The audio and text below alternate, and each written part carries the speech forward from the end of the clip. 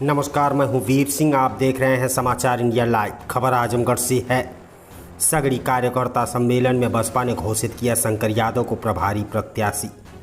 सगड़ी विधानसभा के पूर्व माध्यमिक विद्यालय जीएनपुर के प्रांगण में गुरुवार को बहुजन समाज पार्टी के कार्यकर्ता सम्मेलन का आयोजन किया गया। मुख्य अतिथि उत्तराखंड और यूपी के प्रभारी शमसुद्दीन राइन थे, जिसमें कार्यकर्ताओं ने 2022 में बहन कुमारी मायावती को मुख्यमंत्री बनाने का संकल्प लिया। उन्होंने वर्तमान सरकार पर आरोप लगाते हुए कहा कि महापुरुषों के नाम पार्क व स्मारक बनाने का काम विरोधियों को अच्छा नहीं लगा। उन्होंने सपा को निशाने पर लेते हुए कहा कि सपा समाज की नहीं बल्कि परिवार की पार्टी बनकर रह गई है।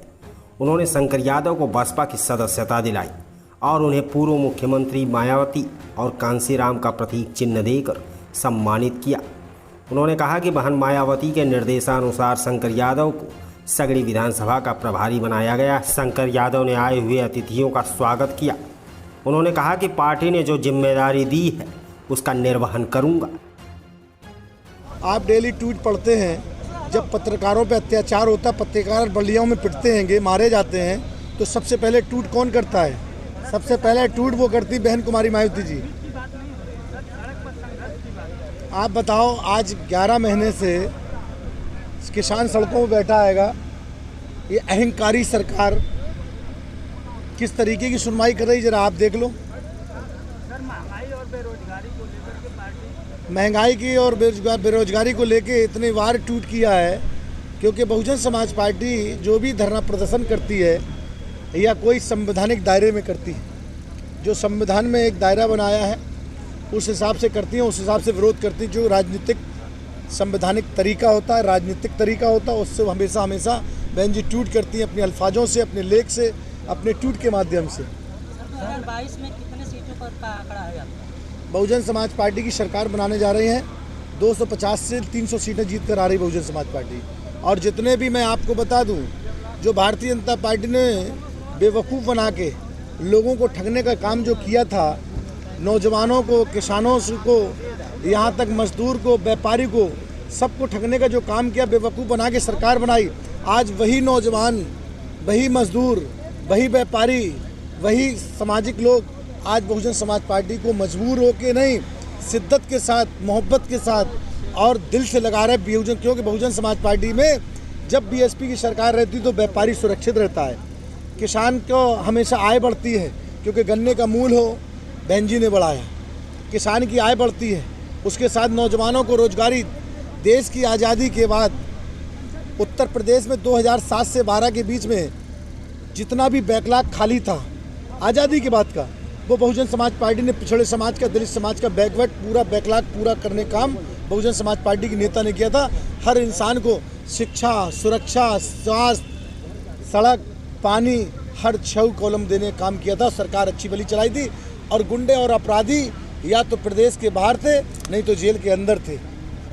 आपको फिर मालूम नहीं है, आप पत्रकार हैं, आप पढ़िए एनआरसी को लेके, सीए को लेके, बेरोजगारी को लेके, किसानों के आंदोलन को लेके कितने ट्वीट करे, आप पढ़ लीजिए। और नहीं तो मैं आपको डेट बता रहा हूँ, 2020 26 दिसंबर से 24 दिसंबर से लेके 2021 मार्च तक आप देखो, हर प्रोग्राम में बहन जी भारतीय जनता पार्टी के खिलाफ बोलती रही।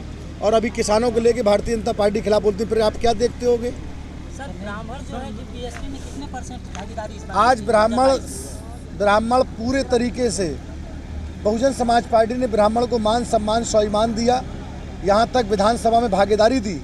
ब्राह्मण समाज आज ये बात डिमांड कर रहा है और इंतजार कर रहा है कि वोट डालने की बारी है। ब्राह्मण समाज एक बहुजन समाज पार्टी को वोट देने के लिए तैयार है। लखीमपुर की घटना पर क्या कहना चाहेंगे? लखीमपुर की घटना के लिए मैंने मंच के माध्यम से कहा कि 7-8 लोगों को कुचलने काम किया।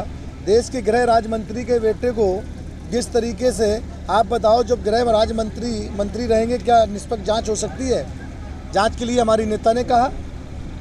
आप बताइए, हर तरीके से हमारे राष्ट्रीय महासचिव सतीश चंद्र मिश्रा जी ने भी मांग करी। सर, कुछ नेता जो है कि बीएसपी से बाहर हो गए, पुराने की संभावना हो रही है। देखिए, एक बात ध्यान रखना, सियासत में जो स्वार्थी होते हैं, जो मिशनरी होते हैं, जो वापस हो गए हैं सर, फिर वापस आएंगे पार्टी में। देखिए, जब उनको याद आएगी, जब उनको लगेगा कि हम मिशन से खुद भटक गए हैं, तो शायद उनको माफ़ी मांगना चाहिए हमारी नेता से। और माफ़ी मांग के, हमारी नेता तो दयालु हैं, बड़ों बड़ों को माफ़ कर देती हैं। सर वापसी होगी लोगों की। ऐसा माना हाँ, जा रहा है होगी। कि तो हर मुद्दे पे जो है बहन कुमारी मायावती जी ने किया है, लेकिन किसी ऐसे मुद्दे को लेकर जमीनी स्तर पर कार्यकर्ता कहाँ है? आपको ये बताओ, अभी लाखों लाखों लोग लखनऊ पहुँचे थे रैली में, क्या क्या बहन जी ने बोला था, आपको तो ऑन रिकॉर्ड होगा। अब कोई मुद्दा उसमें रह गया हो तो मुझे बता दो कौन से मुद्दे बहन जी नहीं बोली। सड़क की बात करी, रैली बुला के, जो संवैधानिक तरीका होता, बहन जी हमेशा बुला के अपने लोगों को संवैधानिक तरीके से गाइड करती हैं। अभी तक कोई रिलायंस नहीं है, अलायंस नहीं है, ना ही आगे अलायंस है। अकेले चुनाव लड़ने का ही ऐलान बहन कुमारी मायावती जी ने, हमारी राष्ट्रीय अध्यक्ष ने किया है। सबसे पहले तो मैं बहन मायावती जी को अभिनंदन सब करता हूँ, जिन्होंने मुझे सम्मान दिया है, स्नेह दिया है, और जनता को बधाई दूंगा। उनका ऋणी हूँ जिन्होंने एक मेरे कहने पर सभी लोग गांव, दूर दराज के गांव से निकल करके तहसील सगड़ी पहुँचे हैं, मेरी बात को सुने। मेरे मुख्य अतिथि माननीय राय जी के बात को सुने।